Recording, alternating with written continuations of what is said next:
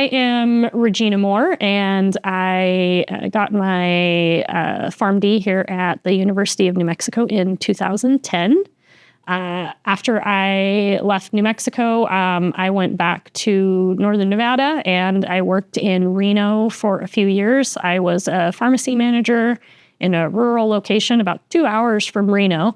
I did that, and on my off days, I also worked at the local hospital in Reno. So I started off with some community experience and also some hospital experience. In 2013, I moved up to Oregon. I live out in Yachats, which is a little town on the Oregon coast, about 3 hours from Portland, and have worked in community practice out there. In 2018, I mostly stepped back from that work due to some health problems with my son. And as I have come back to that and reintegrated normal working into my life, I've transitioned into more of a part-time kind of per diem role. I work a few days a month, usually in community practice, and then engage in a lot of other things that I'm interested in outside of that. So current roles. So as I mentioned, I do work per diem in community pharmacy practice, and I enjoy doing that to stay updated on what's going on in pharmacy, keep some of my skills fresh, remind myself that I can jump back in whenever if I want to. The main thing that I focus on right now is actually geared towards financial education and empowerment. I co-own a business called Women's Personal Finance, and we focus heavily on not direct education. We're not financial advisors, but in helping to bring awareness of financial topics and helping bring people together to increase their knowledge and support each other in their financial goals. So that's the main thing that I spend my time on. I am also a co-founder of the Psychedelic Pharmacists Association. That is an international nonprofit that I helped to start in 2021. And I was on the board of directors there until July of 2023. And after that, I stepped down. I'm now on their board of advisors. So still involved, but not quite as much of an active role, and enjoy hobbies around mushrooms, which are prolific where I live in Oregon. I do a lot of foraging, spend a lot of time outside. We have acreage, chickens, a greenhouse, and enjoy life. I did not have a dream job in mind ever. In fact, which is fitting because I'm now kind of semi-retired, I didn't really want to have a grown-up job per se. My father is a pharmacist. He also went to school here at UNM. So I had some modeling of the many avenues that pharmacy could offer from him. He wanted me to go to medical school, but I didn't want to do that. I wanted something that was a little less physical, hands-on. I've always enjoyed sciences, and I thought this seems like something I could do, and I went for it. So I did my undergrad work in Reno at the University of Nevada, Reno, and started here at the college when I was 19. So I think I was the youngest student in my class, and maybe one of the younger ones the colleges had in general, and just kind of decided on that as a goal and went for it. I think with pharmacy, one of the things that I am most proud of is how varied pharmacists are. And I consistently appreciate the perspectives that pharmacists bring to whatever it is that they do. Lots of people forget that pharmacists exist. We're in the background, and I think sometimes we do our jobs too well, and we interface with people so well that those skill sets are taken for granted. But having focused in a lot of non-traditional areas and seen what different pharmacists are doing, it's amazing how they can show up and how successful they can be, especially when they're pursuing something that they're passionate about. And the ability that pharmacists have to give really good contributions to various teams is always really cool to see. I am very proud that I have set myself up using my education to be in the position to where I don't have to work, and I'm able to choose to work. So I think that's something that's really powerful that something like a pharmacy education can offer, so that you can still apply things that you have learned, but focus on the things that you love. And it's really great to be able to show up and know that I'm choosing to do something, and I'm here because I want to be, not here because this is where I have to be. So at all the time now, when I'm confronted with potential new projects or new things to focus on, because the more you free yourself up, the more it feels like I have a choice. It's like an interesting paradox that happens. Like when you aren't looking for opportunities, there's a lot more opportunities available. And I just continue to ask myself, is this something that I'm doing because I want to do it? Or is this something I'm doing because others expect me to do it? And I try to keep choosing things that are for me, and I'm proud of that. But it's also interesting to try to compare what the external expectations are of me as a pharmacist and what people think I should be doing, and to try to stay true to my own path in where I want to focus. Well, I'm a bit of a control freak. And I had my first district manager at a job when I started my pharmacy profession after graduation. I was supposed to just be a staff pharmacist at first, but I went to a rural location that was hard to staff. And basically, as soon as I showed up, the other pharmacy manager said, "I'm done." And I quickly became the pharmacy manager, which ended up working out. But the district manager, who I had a really good relationship with, told me that I should only ever be the manager. In a nice but subtle way, that I can do well with things when I get to focus and direct in a way that feels good to me. And I think I'm good on teams, but I can sometimes have problems with goal misalignment.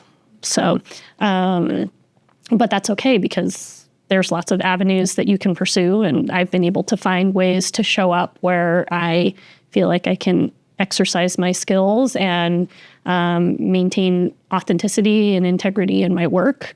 But I have to be aware of the type of people I'm working with and what the goals are, and make sure that we're on the same page. For those who are considering going into pharmacy,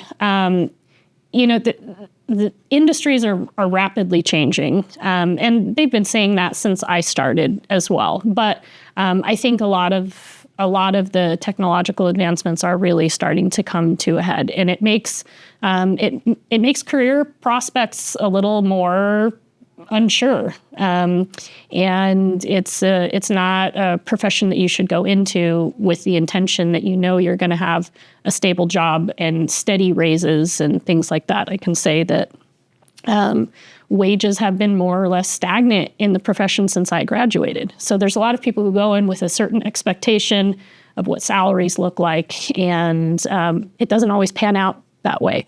So it's a great profession if you are truly interested in it and invested in it, but it should be something that you're passionate about. And the other side of that is consider your financial outlook from the beginning. You hear people when you're like in high school say, don't take too much time off before you go to college, because you won't go back. I like to remind people somewhat similar when it comes to finances, that if you can find a way to keep living like a student a little bit longer and ease your way into the lifestyle of a high-paying job, so that you can set yourself up well and have savings and invest, you're going to have a lot more opportunity throughout your career to explore interesting angles and do things that really speak to you. And sometimes they may not be anything that anybody would have expected a pharmacist to show up at. I can say that I struggled a little bit with like my personal image and trying to move past what does it mean to be a pharmacist. But so much of that was because nobody would think of a pharmacist to do a role XYZ. So a lot of advocating for yourself, investing in things that you're interested in so that you keep avenues open. And I don't know, maybe you're a pharmacist and you're also a video game designer. I don't know. But there might be some spot where you are the person who can fill that role someday. So stay invested in your hobbies so that you can pursue unique opportunities that come up, and at the very least so that there is more to you than just the title that you earned, because we're a lot more than just our professions. Clearly a topic of interest for me that I've been more public about in the last 5+ years has been my interest in psychedelics, also in mycology or mushrooms. And I live in a place in Oregon where a lot of those have been able to meld really well. I've picked wild mushrooms for years now and enjoy cooking our chanterelles that we harvest. But in Oregon, we also have our legal access to psilocybin, which was the first in the country. And that presented an opportunity for me to come out a little more safely, professionally speaking, about things that I've been interested in probably since before I became a student, before I became a pharmacy student. So I've always been really interested in how just chemicals affect us, be it for, health, for controlling your blood pressure, or if it's things that are used to alter consciousness, just like what that means as like an organism to affect our lives with, substances that aren't internal to us. And I've always found it fascinating. And I've also always been a little like alternative. I was like punk rocker. I guess I still am. I'm not one who really ever outgrew it. But like I've been around a lot of niche subcultures in my life too, where conversations around drugs and psychedelics and things are more common than they might be in other places. And they've just always been fascinating. When I started here at the College of Pharmacy, in my first year in my pharmacology classes, we had a professor then, Dr. Steven Peterson.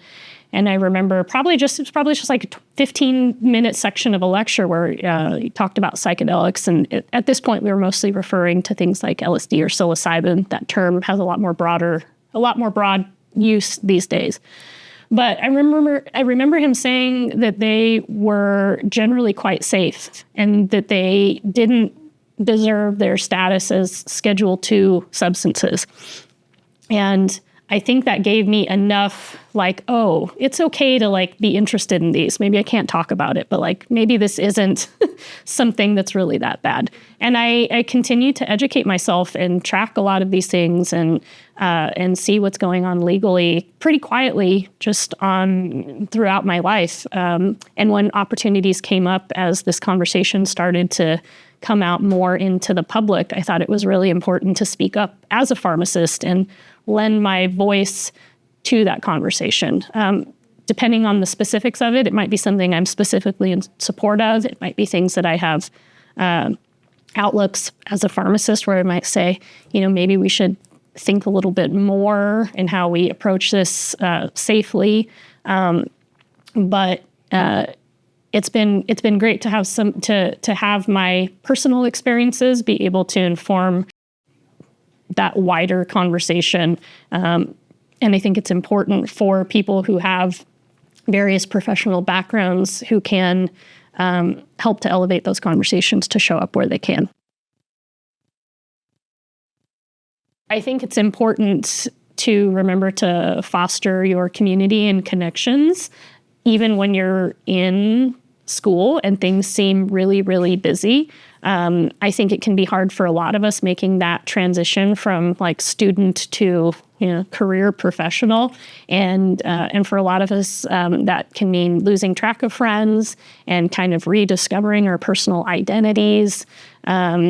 And there's a lot of expectations that people have of you about how you show up, and you're going to have to learn what that means in the process. But foster the connections that you have, because if you are struggling, if you're feeling burned out, all of those things, like continue to make sure that you have people who know you, who you trust, who you can talk to, and so that you can feel good about what you're doing and maintain your sense of self when, like, this is a big transition for a lot of people. So, going from a poor student to, making $150,000 a year and being busy, and it can help you to stay grounded and I think help you enjoy what you're doing more.